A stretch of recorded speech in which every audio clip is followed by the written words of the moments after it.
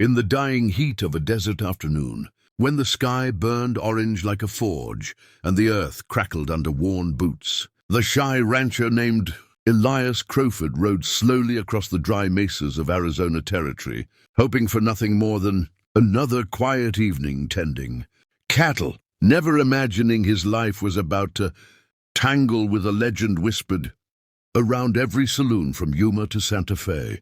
Elias, a gentle man with strong shoulders but a soft voice, was known for fixing every broken fence, yet avoiding every heated glance from women. Not out of fear, but out of years of isolation and heartbreak. He had lost a fiancée to an outlaw raid, and ever since, he kept his heart locked tighter than a frontier bank safe. But fate doesn't knock.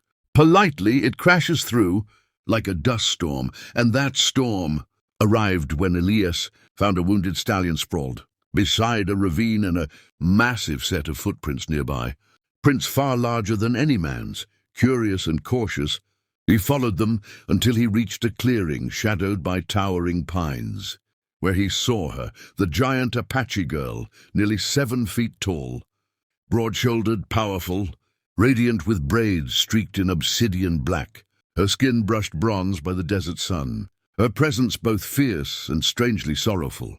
Her name, he later learned, was Tiana, daughter of a famed Apache warrior chief, rumored to be unmatched in strength, feared by cavalry patrols. And yet there she stood barefoot, staring at him with eyes that held storms and secrets. When she noticed him, she didn't raise a weapon. Instead, she sank to her knees beside the dying stallion and whispered ancient words of release, then glanced at Elias, not with threat but with exhaustion that cut deeper than any knife. "Why follow me, little rancher?" she asked in a low, melodic voice, and Elias could barely speak, his throat dry from more than heat. He managed only, I mean no harm. Your horse. I wanted to help." She studied him. Then something unexpected happened. She smiled, a soft curl of lips rare for someone who lived by war. "You are different from the others," she murmured. They built a fire, shared scarce water, and as sparks climbed into the twilight, Tiana suddenly said the words that froze Elias's breath. "I haven't had sex in months." She said it not seductively, but bitterly, as if confessing the weight of loneliness. Elias choked, nearly dropping his flask. She explained, "War keeps us apart. Duty keeps me alone, and men fear me." Elias, timid but honest, replied softly, "I don't fear you." The fire crackled. The stars opened above them like 1,000 watching eyes. Tiana leaned forward, her sighs casting a shadow across him, and whispered, "Maybe you should." But her voice trembled, not with threat, but vulnerability. Her tribe had condemned her for refusing to marry a warrior, chosen for political alliances. She had fled to avoid a forced union, living alone in the wilderness for months. Elias listened, truly listened, something one had done for her, and in return, she saw in him a man who hid a wounded heart beneath quiet strength. They talked all night, sharing stories, fears, and hopes neither dared admit before. When dawn painted the mountains pink, Tiana stood, towering over him, and said, "You are not like the others, rancher. Maybe I want to see you again." Elias felt something awaken inside him, something tender and wild. Before she left, she touched his cheek with surprising gentleness. "If you wish for more of this story," she teased, "you must search for me."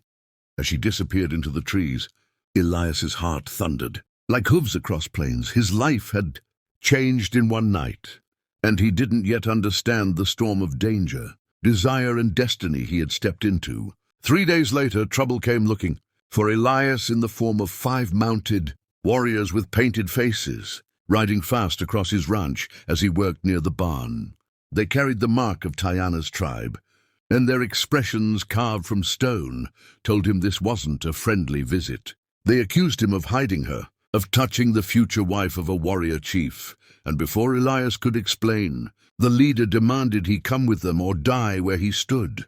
Elias, usually passive, surprised even himself. He refused. A fight erupted, fierce and messy, and though outnumbered, Elias's determination to protect Tiana, or at least learn the truth, pushed him to hold them off until gunshots echoed. From the ridge above, everyone froze.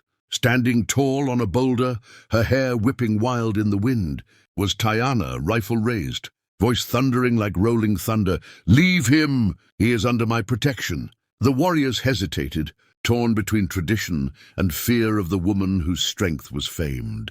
"But the one promised to marry her." A hulking warrior named Koitsenko spat in the dirt. "Then you choose exile," he growled. "You choose the small rancher over your people." Tiana leapt down, landing hard enough to shake dust from the earth. She declared that she chose freedom, not ownership, and that Elias had shown her more respect in one night than her tribe had in years. Koitsenko charged her, and the ground trembled as they collided, a battle of titans, strength against strength, will against will. The fight was brutal and beautiful, like a dance of giants. Tiana fought with controlled fury, each strike echoing years of being underestimated, dismissed and caged by expectations. Finally, pinning Koitsenko to the ground, she spared his life, but stripped him of his claim. "I choose my own path," she said, "and the rancher walks with me." The warriors left, defeated but alive, and Elias rushed to her. But Tiana, breathing hard, cupped his face in her massive hands. "You saw everything," she whispered.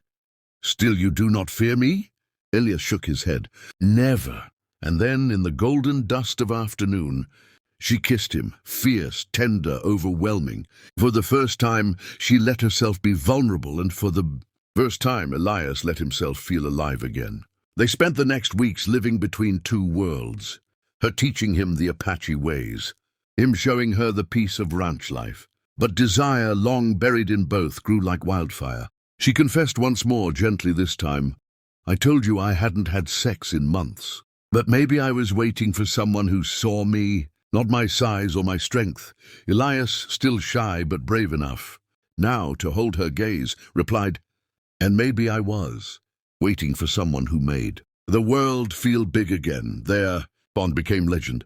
The giant, Apache warrior woman, and the quiet rancher who loved her soul.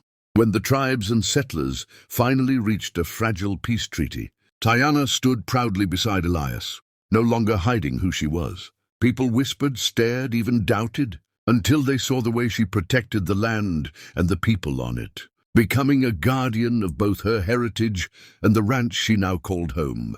The story spread across frontier towns, told in saloons, camps, and trading posts, inspiring others to look beyond fear and prejudice. And as their legend grew, so did the lessons they left behind, that love doesn't ask for permission.